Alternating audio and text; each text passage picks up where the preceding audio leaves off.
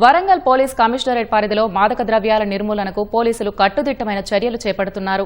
గత 2 ఏళ్లలో drugs control team 192 కేసులు నమోదు చేసి 8,57,00,000 రూపాయల మాదక ద్రవ్యాలను స్వాధీనం చేసుకున్నట్లు వరంగల్ పోలీస్ కమిషనర్ సన్ప్రీత్ సింగ్ తెలిపారు. మాదక ద్రవ్యాల నిర్మూలన లక్ష్యంగా జూలై 2024లో ఏర్పాటు చేసిన డ్రగ్స్ కంట్రోల్ టీం 403 మందిపై చట్టపరమైన చర్యలు తీసుకుందన్నారు.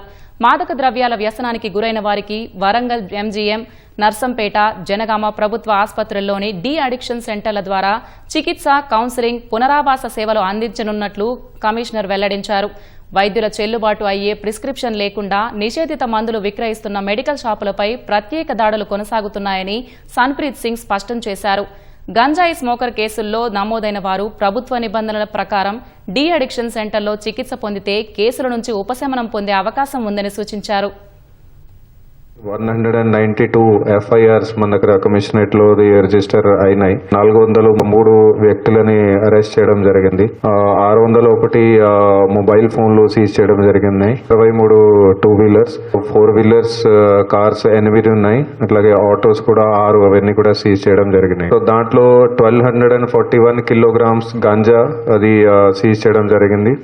దాని విలువ వచ్చేసి దాదాపు 8.5 crores వరకు ఉంది.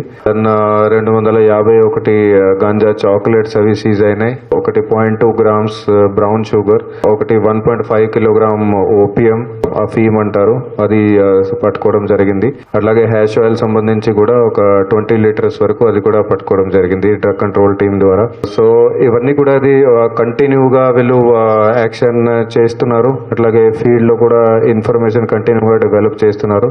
అంతా చేయడం వల్లనే ఇవన్నీ కూడా మనకి కేసెస్ రిపోర్ట్ అయినాయి.